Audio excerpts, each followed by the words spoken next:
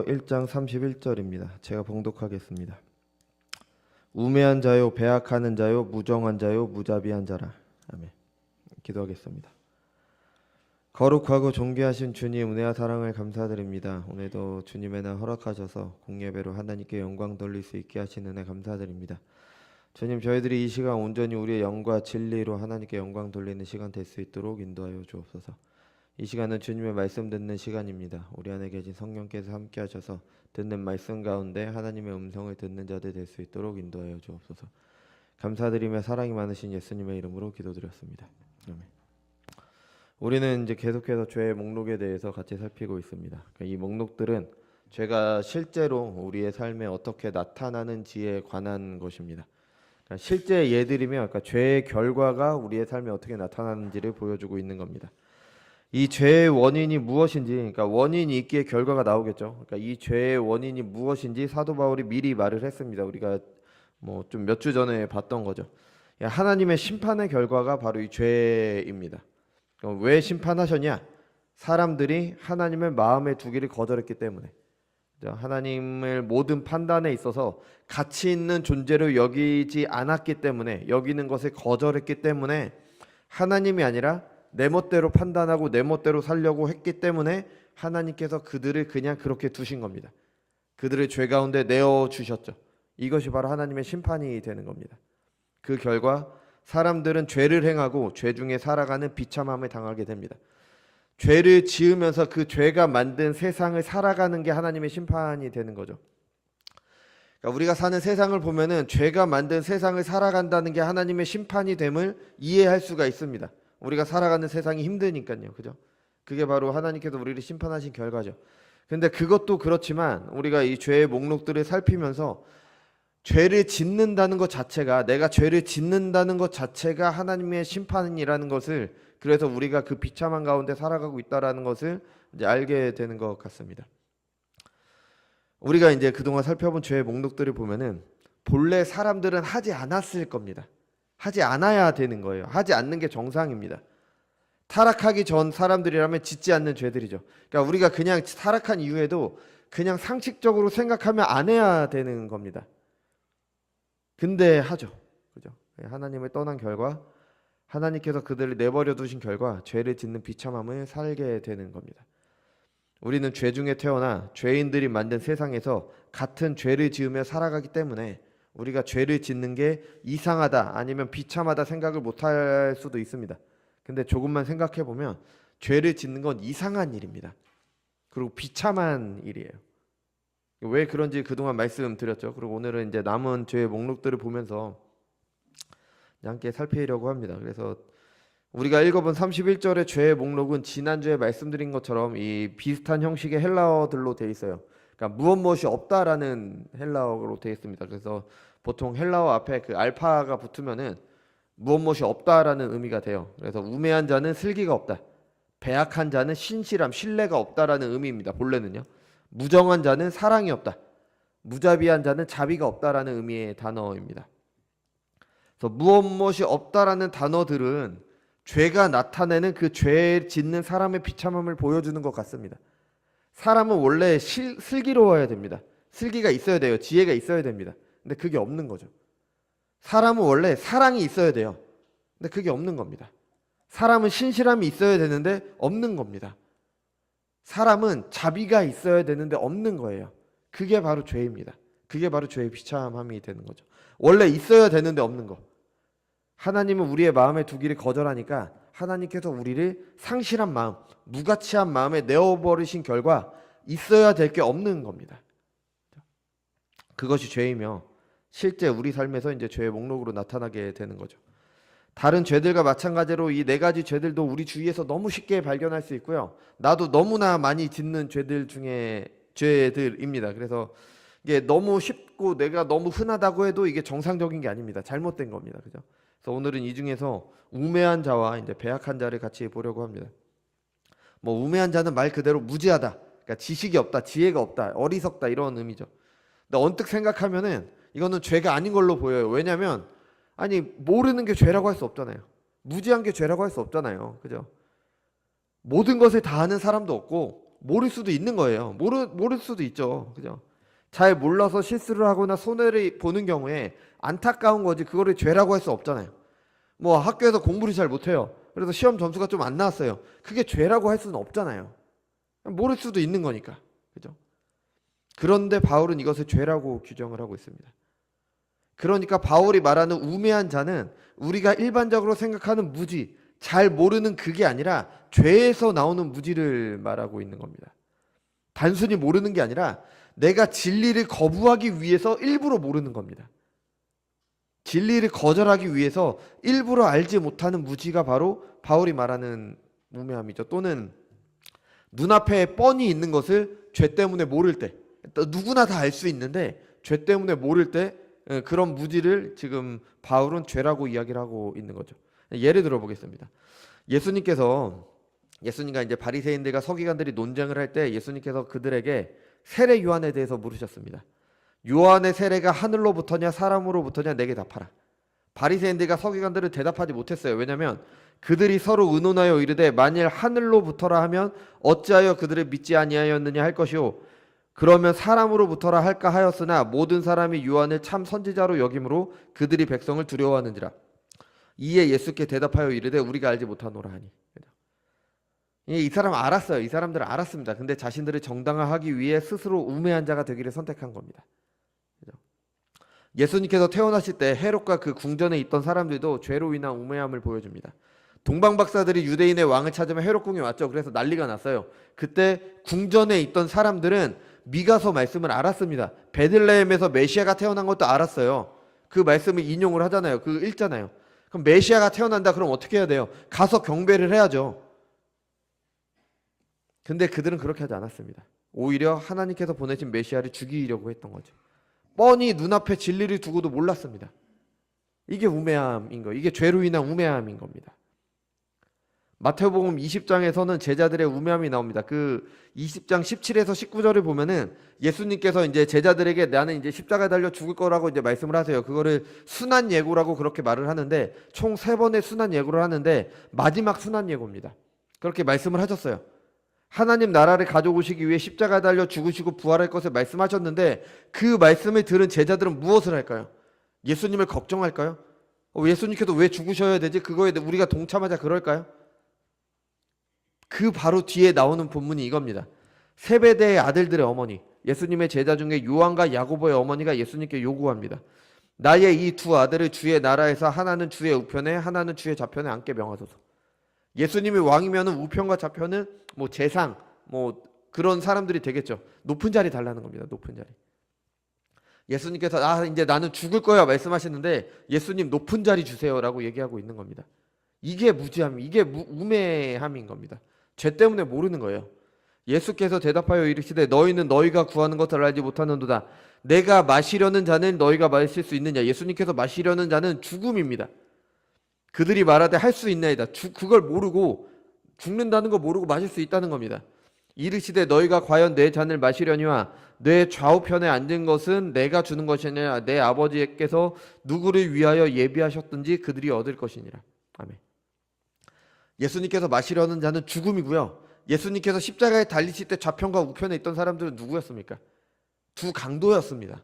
이 요한과 야고보는 그 자리를 원하고 있는데 그걸 모르고 있는 거예요. 이게 바로 우매함인 거죠. 순한 예고를 하셨는데 그것에는 관심이 없고 무엇을 구하는지도 모른 채 그냥 높은 자리 달라고 요구하는 겁니다. 나머지 제자들도 똑같습니다. 열제자가 듣고 그 두 형제에 대하여 분이 여기더니 아니 내가 받아야 되는데 그 자리 내 건데 왜 네가 먼저 달라 그러냐. 아주 어리석은 거죠. 그죠?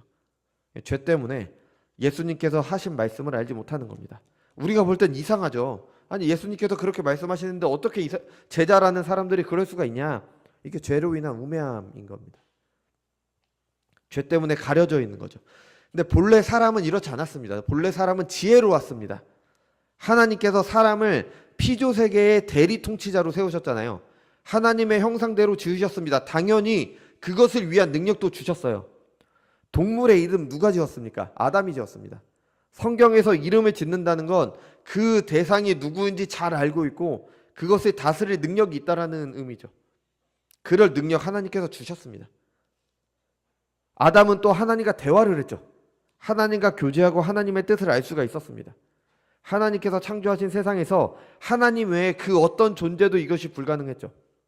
사람은 하나님의 계시를 통해 하나님의 진리를 알 수 있었습니다. 물론 그 능력은 지금도 남아 있어요. 그래서 사람들은 세상에 대해서 연구하고 공부를 합니다. 하나님께서 만드신 세상에서 법칙을 찾아내고 규칙을 찾아내죠. 또 사람들이 만든 세상이 어떻게 흘러가는지, 어떤 존재이고 무엇을 살아가야 되는지 다 연구를 합니다. 또 아름다움을 위해 예술을 발전시키죠. 편리한 삶을 위해 기술을 발전시킵니다. 그런데 그게 하나님을 향하지 않고 죄를 향한다는 문제가 있는 거죠. 어쨌든 그 능력은 여전히 남아 있습니다. 그런데 죄로 인한 우매함도 가지고 있다는 겁니다. 특히 하나님을 향한 지식에 그런 우매함이 있는 겁니다. 그래서 우리는 그냥 어떤 사람들은 잘 살아가는데 평소에 보면 너무 똑똑하고 너무 그런 사람도 어느 순간에 보면 너무 어리석은 거예요. 그런 우매함을 우리는 보게 됩니다. 우리의 현실에서도 흔히 찾아볼 수 있죠. 너무 흔하게 발견돼요. 하지 말아야 될 것, 나쁜 것을 알면서도 계속하는 것과 해야 된다는 것, 이걸 꼭 해야 된다는 거 알면서도 하지 않는 것, 이게 바로 대표적인 우매함이라고 할 수가 있는 겁니다. 술 마시면 운전하면 안 됩니다. 이거 너무 잘 알잖아요. 다 알잖아요. 이거 모르는 사람이 어디 있어요. 단속에 걸리는 건 둘째 문제고 위험하잖아요. 그죠? 그러니까 자신과 다른 사람의 건강, 나아가서 목숨까지 해치는 그런 위험한 행위잖아요. 근데 사람들은 해요. 또 음주운전 하지 말라고 대리운전도 있잖아요. 돈이 없는 것도 아니잖아요. 대리운전 부를 수도 있습니다. 근데 합니다. 이게 우매함인 겁니다. 이게 우매함. 하지 말아야 되는 거 알면서도 하는 거예요. 마약하면 안 되잖아요. 도박하면 안 됩니다. 마약과 도박 때문에 큰일을 겪고 났다면 그것에 대해서 더 잘 알 거 아니에요. 더 안 해야죠. 근데 어때요? 한 사람들이 또 하잖아요. 또 하죠. 그러니까 이해할 수 없는 무지함이 있는 겁니다. 그죠? 이런 범죄가 아니다라고 해도 우리 일상에서 아주 쉽게 해야 될 일은 하지 않고 하면 안 되는 일을 합니다. 여러분 그렇지 않습니까? 우리 몸을 건강하기 위해서 운동해야 되잖아요. 알잖아요. 운동해야 된다는 거. 안 하잖아요. 그죠? 뭘 하시는 분들도 계시지만 안 하잖아요. 시험 잘 보기 위해서 어떻게 해야 돼요? 공부해야 되잖아요. 근데 우리 공부 안 하잖아요. 그죠? 어릴 때 생각해 보면 내일이 시험이에요. 그러니까 일주일 시험이 남았어. 이거 공부해야 되겠는데 당연히 공부를 해야 되는데 안 하잖아요. 마음만 있고 안 합니다. 그죠? 이게 우매함 아닌가요? 우매함. 사람들은 이런 말도 해요. 너무 정직하게 살면 잘 살지 못한다. 적당히 꾀도 부리고 요령도 피워야 된다. 너무 우직하게 성실하면 손해본다. 여러분 이 말이 맞습니까? 여러분 정말 그렇습니까? 어떤 분께서 이제 식당에서 아르바이트를 하는데 새로운 분이 오셨대요. 근데 오자마자 이런 말을 했대요. 자기는 나이도 한 제 또래 되는 것 같아요. 그 새로 오신 분이. 자기는 MZ 세대니까 나는 딱 돈 준 만큼만 일한다고 그렇게 말을 했대요. 아예 그냥 그렇게 말을 하고 시작을 했대요. 그리고 제대로 일을 하지 않는다고 합니다. 그러면서 열심히 일하시는 그분을 보고 아니 너는 돈을 더 받냐? 뭘 그렇게 열심히 일하냐? 어차피 똑같은 돈 받으면서 뭐 그렇게 열심히 하냐? 여러분 이게 지혜로운 겁니까? 이게 똑똑한 거고 이게 현명한 겁니까? 만약에 그 식당이 제대로 돌아가지 않으면 일자리가 없어지는 거예요. 아니 그 전에 그렇게 하면 식당 주인이 그 사람을 계속 쓰겠습니까? 그 사람에 대한 소문이 나면 사람들이 그 사람을 쓸까요? 일할 사람이 없다면 어쩔 수 없이 고용하겠지만 믿고 맡기지 않겠죠. 만약에 뭔가 다른 사람이 오면 바로 그 사람부터 이제 그만두도록 하겠죠. 또 모든 사람이 이런다라고 생각해 보세요. 세상이 제대로 돌아가겠습니까? 제대로 돌아가지 않는 세상 속에서 우리가 살아가는 게 그게 행복하겠습니까? 이런 뻔한 결과인데도 당장 눈앞의 일 때문에 꾀를 부리고 요령을 핀다면 이게 바로 우매함인 거죠. 하나님과 관계도 마찬가지입니다. 우리 너무 잘 알잖아요. 기도해야 됩니다. 기도해야 돼요. 당연히 해야 되잖아요. 합니까 근데? 하나님의 말씀 읽어야죠. 다 알고 있잖아요. 그죠? 읽습니까? 필요 없다고 생각할 수도 있고 해야 되는데 미루는 경우도 있습니다. 근데 우리는 기도가 영혼의 호흡이라는 거 알고 있습니다. 하나님의 말씀이 생명의 양식이라는 거 알고 있어요. 그죠? 근데 호흡하지 않고 양식이 없는데 우리의 영혼이 어떻게 살아갈까요? 뻔히 다 알잖아요. 그죠? 근데 안 합니다. 마치 모르는 것처럼 행동을 하죠. 이게 바로 우매함 아닙니까? 전혀 모르는 것처럼. 또 있죠. 내가 짓는 뻔한 죄들. 무엇인지 한번 생각을 해보십시오. 제가 뭐 직접적으로 제가 다 알지도 못하지만 우리는 다 알고 있으면 나 자신은 알고 있잖아요. 그죠? 내가 짓는 뻔한 죄들 여전히 짓고 있잖아요. 그죠? 여전히.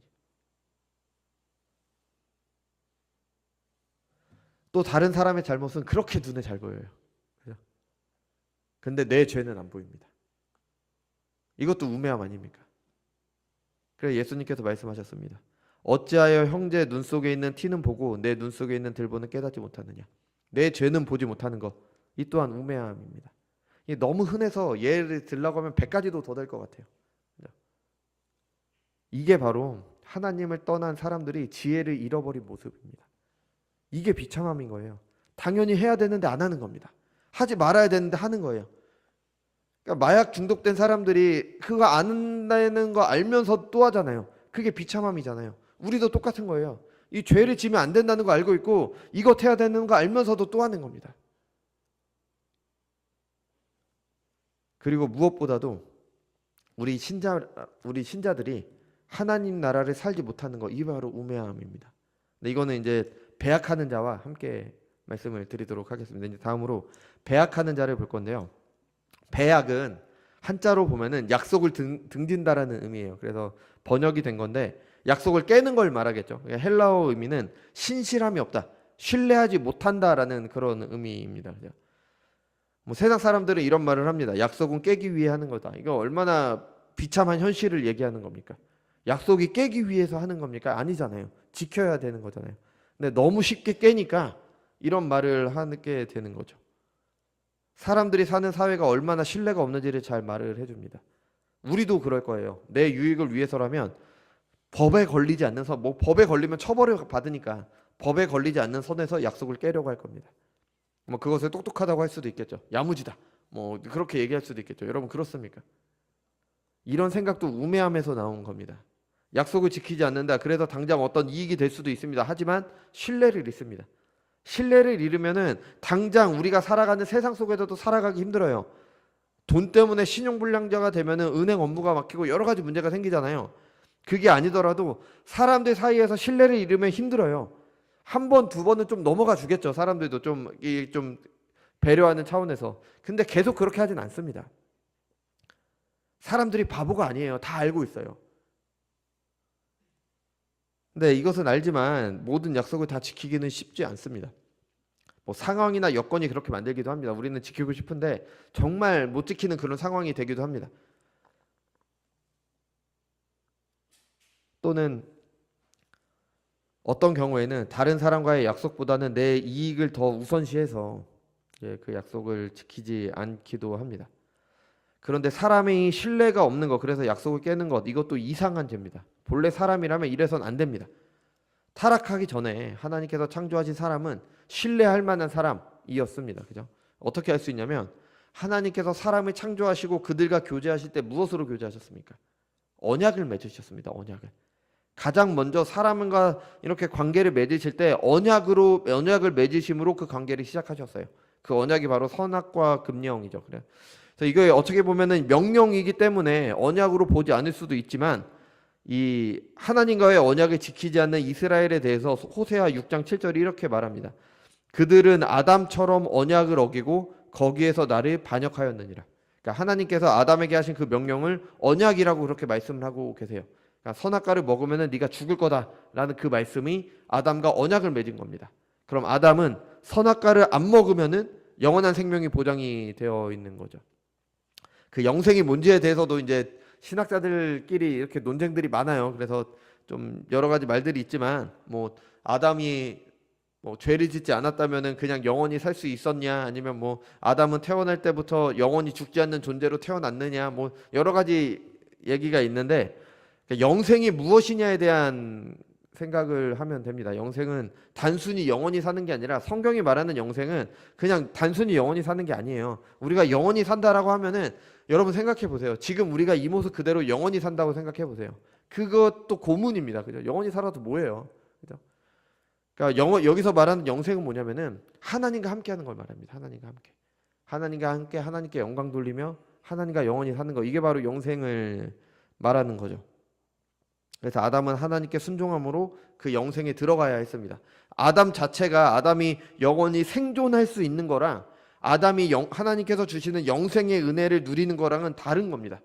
영원히 생존할 수도 있었겠죠. 그거는 그 선악과를 먹으면 죽을 거라고 말씀하셨으니까 거기에 생존할 수도 있었을 겁니다. 근데 그 영원히 생존하는 것 자체가 아담의 목표가 아니에요. 목표는 하나님과 함께하는 그 영원한 생명, 그것을 누리는 겁니다. 그게 바로 생명나무로 그렇게 묘사가 되어 있는 거죠.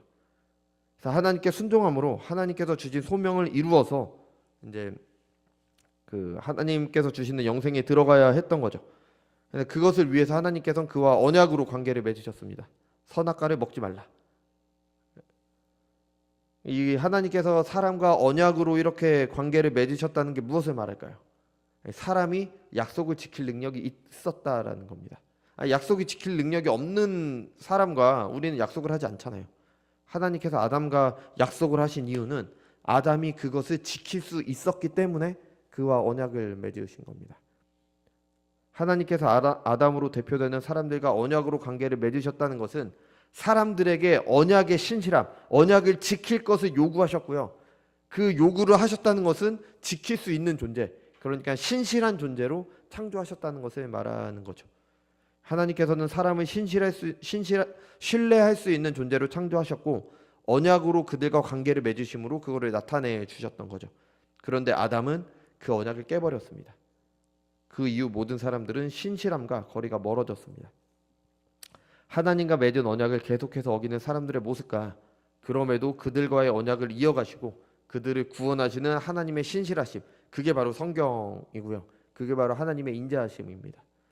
이처럼 사람은 타락의 결과 언약을 어기는 존재가 되었습니다. 그리고 바울은 그것을 죄의 목록에 넣었던 거죠. 지난주에 이제 바울이 말하는 부모 공경이 사적인 문제가 아니라 공적인 것이라고 말씀을 드렸잖아요. 그죠? 약속을 지키는 것도 마찬가지입니다. 이스라엘에게 약속, 언약을 지키는 것은 개인 간의 문제이기도 하지만 국가적, 신앙적 문제였습니다. 하나님께서 아담과 언약을 맺으심으로 관계를 시작하셨던 것처럼 이스라엘이라는 나라도 하나님의 언약으로 이루어진 나라예요. 창세기 12장에 아브라함을 부르시잖아요. 아브라함과 언약을 맺으시고 큰 민족과 가나안 땅을 약속하셨습니다. 복의 근원이 되는 복, 그래서 그 복을 다른 민족에게 전하는 복을 약속을 하셨죠. 그게 바로 이스라엘이었습니다. 그러니까 이스라엘은 하나님의 언약 위에 세워졌던 겁니다.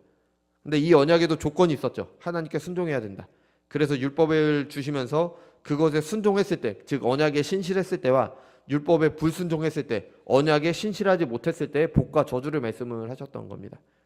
그리고 이것이 실제 이스라엘 역사에서 그대로 이루어진 거죠. 그러니까 이스라엘이라는 나라는 그 근본에 언약이 있었던 거예요. 언약이. 그래서 이스라엘 백성들도 그 언약이라는 사상이 머리에 이제 박혀 있었던 겁니다. 이걸 어떻게 할 수 있냐? 왕과 백성의 관계에서도 알 수 있습니다. 솔로몬이 죽고 솔로몬의 아들 르호보암이 왕이 될 때 솔로몬이 너무 많은 이제 부역을 시켰잖아요. 뭐 성전도 짓고 그 궁궐도 짓고 너무 많은 일을 시켰습니다. 그래서 이제 백성들이 힘들어했죠. 그래서 솔로몬이 죽고 나자 르호보암에게 요구를 해요. 왕의 아버지가 우리의 멍에를 무겁게 하였으나 왕은 이제 왕의 아버지가 우리에게 시킨 고역과 매우 무거운 멍에를 가볍게 하소서. 그리하면 왕을 섬기겠나이다. 왕에게 조건을 제시하는 거죠. 그죠? 우리가 이렇게 왕을 섬기겠습니다. 그러니까 언약을 제시한 겁니다. 왕이 이렇게 해주시면 우리가 이렇게 하겠습니다. 근데 르호보암은 그것을 거절합니다. 그러니까 이스라엘 사람들이 말하죠. 온 이스라엘이 자기들의 말을 왕이 듣지 아니함을 보고 왕에게 대답하여 이르되 우리가 다윗과 무슨 관계가 있느냐? 이새의 아들에게서 받을 유산이 없도다. 이스라엘아 너희 장막으로 돌아가라. 다윗이여 이제 너는 내 집이나 돌아보라. 하고 이스라엘이 그 장막으로 돌아가니라. 아멘. 그러니까 언약을 제시했는데 왕이 그 언약을 받아들이지 않았습니다. 그랬더니 백성들이 이제 우리는 이 왕을 섬기지 않겠다 하고 이제 가게 된 거죠. 여러분 이 일이 요새 있었던 일이 아니라 수천 년 전에 있었던 일이에요.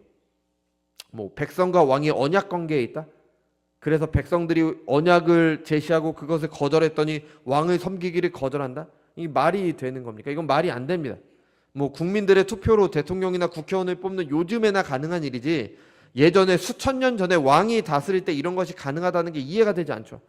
아니 그 근처에 있는 이집트만 생각을 해보세요. 이집트에서 왕은 신의 아들입니다. 그 왕에게 가서 우리에게 이렇게 해주세요. 그럼 우리가 당신을 섬기겠습니다. 이 말을 할 수 있을까요? 이게 못하는 겁니다. 근데 이스라엘은 했어요. 왜냐하면 그들에게는 언약 사상이 있었기 때문에. 그만큼 이스라엘에게 언약은 뿌리 깊이 박혀 있었던 거죠. 그래서 출애굽기 24장에서는 시내산 언약을 맺는 장면이 나옵니다. 모든 언약을 주신 후에 그러니까 모든 율법을 주신 후에 언약을 맺습니다. 모세가 와서 여호와의 모든 말씀과 그의 모든 율례를 백성에게 전하매 그들이 한 소리로 응답하여 이르되 여호와께서 말씀하신 모든 것을 우리가 준행하리이다. 모세가 여호와의 모든 말씀을 기록하고 이른 아침에 일어나 산 아래에 제단을 쌓고 이스라엘 12지파대로 12기둥을 세우고 이스라엘 자손의 청년들을 보내어 여호와께 소로 번제와 화목제를 드리게 하고 모세가 피를 가지고 반은 여러 양푼에 담고 반은 제단에 뿌리고 언약서를 가져다가 백성에게 낭독하여 듣게 하니 그들이 이르되 여호와여 우리 모든 말씀을 우리가 준행하리이다. 모세가 그 피를 가지고 백성에게 뿌리며 이르되 이는 여호와께서 이 모든 말씀에 대하여 너희와 세우신 언약의 피니라. 아멘. 그러니까 이런 언약을 어긴다니까 이스라엘이라는 나라는 이 언약 위에 세워졌습니다. 그러니까 이 언약을 어긴다는 것은 나라의 존재를 흔드는 일이죠. 하나님과의 언약을 어겼으니까. 그래서 포로가 됐잖아요, 실제로. 그죠? 그래서 배약하는 자의 문제는 개인의 문제뿐 아니라 국가적으로, 종교적으로 아주 큰 일이라고 할 수가 있는 거죠. 이거는 이스라엘뿐 아니라 우리에게도 마찬가지입니다. 뭐 신앙과 관계없는 세상을 살아갈 때도 믿음이 필요합니다. 우리 서로 간에 믿음이 있어야지 살아갈 수가 있어요.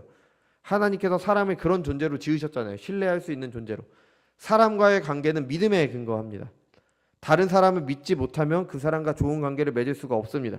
서로 믿지 못하면 살아가기가 힘들죠.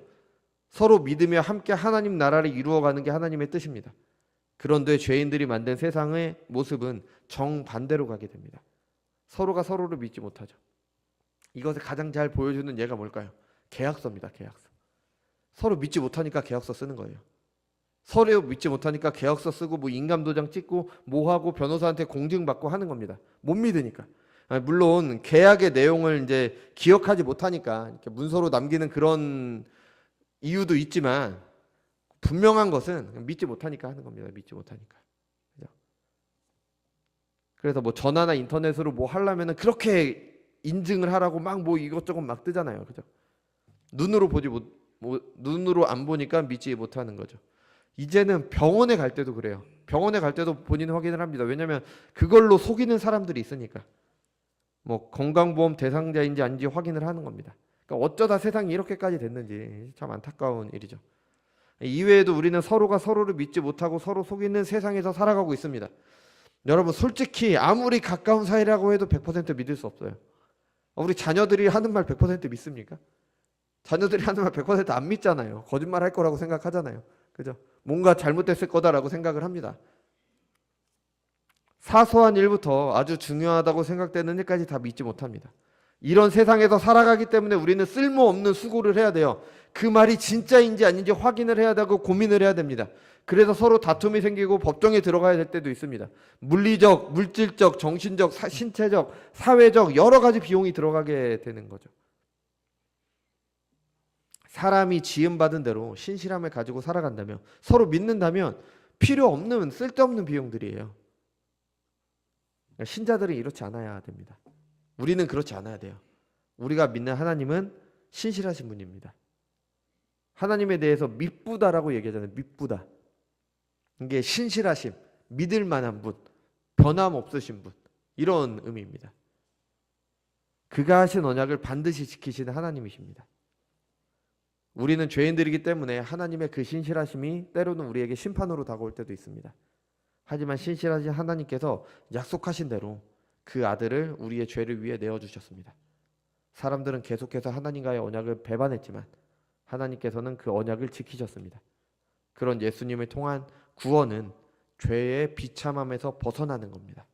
하나님께서 창조하신 대로가 아니라 타락해서 비참한 가운데 살아가는 우리들, 그래서 서로가 서로 그 모습 중에 하나가 서로가 서로를 믿지 못하고 하나님마저도 믿지 못하는 것이 죄의 비참함 중에 하나잖아요. 이런 비참함에서 구원하신 은혜를 입은 신자들은 이제는 믿으면서 하나님을 믿고 그리고 다른 사람에게 믿음을 주면서 신실하게 살아야 됩니다. 그렇게 하지 않는 게 바로 배약하는 자인 겁니다. 여전히 세상은 이제 하나님의 섭리 아래 공중 권세 잡은 자가 다스리고 있기 때문에 다른 사람을 100% 믿을 수는 없습니다. 그죠? 그러니까 신자는 무조건 다른 사람을 믿어서 그렇게 살라는 게 아니에요. 어리석으면 안 됩니다. 신자는 지혜로워야 됩니다. 하지만 신자 자신은 신실해야 되는 겁니다. 믿을 만한 사람으로 살아야 되는 거죠. 물론 그렇게 살 수밖에 없습니다. 왜냐하면 그런 은혜를 입었기 때문에. 그러니까 우리가 만약에 그렇게 살지 못한다? 내가 과연 그 은혜를 입었나? 돌아봐야 되는 거죠. 다른 사람 속이지 말고 약속했으면 지키고 약속을 할 때 그래서 심사숙고해서 해야 되는 거죠. 너무 당연한 말이잖아요. 이거 모르는 분 계세요? 다 알잖아요. 너무 당연하고 너무 일반적인 말이고 이거 뭐 교회뿐 아니라 세상 사람들도 다 아는 거잖아요. 근데 사람들은 그렇게 하지 못합니다. 죄인들이기 때문에. 신실함이 없기 때문입니다. 물론 때로는 부분적으로는 할 수는 있죠. 하지만 100%는 못합니다. 우리만 봐도 알 수 있잖아요. 우리만 봐도. 때로는 마음이 변해서 때로는 능력이 안 돼서 못 지킵니다. 하지만 신자는 할 수 있습니다. 우리는 그 은혜를 입었기 때문에 해야 되는 겁니다. 그렇게 사는 은혜를 입은 사람들이기 때문입니다. 여러분 우매함을 말할 때 뭐 제가 하나님 나라를 살지 못하는 우매함도 있다고 말씀드렸습니다. 그죠? 그러니까 신자들은 하나님 나라를 살도록 부르심을 받았습니다. 우리가 복음서 읽고 있지만 예수님께서 전하시는 복음은 너희의 죄가 용서받았다 해서 끝이 아닙니다. 그게 다가 아니에요. 하나님 나라입니다. 하나님 나라. 너희 죄가 용서받았으니까 이제 하나님 나라를 살아라. 이게 바로 복음입니다. 하나님 나라를 살지 못하는 죄인들을 하나님 나라를 살도록 구원하시는 은혜를 입었습니다. 그런데 우리는 그 하나님 나라를 살아가지 못하고 있다라는 생각이 듭니다. 뭐 저부터 마찬가지고요. 여러분은 어떻게 생각하십니까? 한 가지 질문만 해볼게요. 그럼 우린 다 알 수 있습니다. 우리의 삶에 하나님 나라를 이루고 사는 삶이 정말 행복한 삶입니까? 여러분 그래서 다른 사람들이 그런 나의 삶을 보고 부러워하고 있습니까? 내가 그 삶이 너무 행복해서 어쩌면 믿지 못하는 사람들이 이해를 못하겠죠. 왜 그러고 사냐 잊지 못하겠지만 그래도 내가 그렇게 사는 게 너무 행복해 보이니까 그래도 인정은 하는 그런 모습이 있어야 될 거 아니에요. 우리가 하나님 나라를 산다면 내가 하나님 나라를 사는 게 너무 좋다면 그런 모습이 있어야 될 거 아니에요. 근데 그런 모습이 있습니까? 세상이 감당하지 못하지만 이런 우리의 삶을 인정합니까? 돈이 많다든지 뭐가 됐다, 뭐 자녀가 잘 됐다 이런 것 때문에 사람들이 우리를 부러워하는 게 아니라 이런 거 부러워하는 것은 다 육체의 정욕, 안목의 정욕, 이생의 자랑이잖아요. 요한일서가 분명히 제 말이 아니라 이건 요한일서 말씀이잖아요. 이런 것들은 하나님께 속한 게 아니잖아요. 이런 게 우리의 자랑이 아니라 하나님 나라를 사는 거, 하나님을 섬기며 사는 거, 그래서 교회에서 예배 드리는 거, 삶 가운데 하나님의 통치가 이루어지는 거, 하나님의 뜻대로 사는 것, 이런 것들 때문에 다른 사람들이 우리를 부러워합니까? 우리가 그런 삶을 사는 게 우리가 행복해 보이냐고요.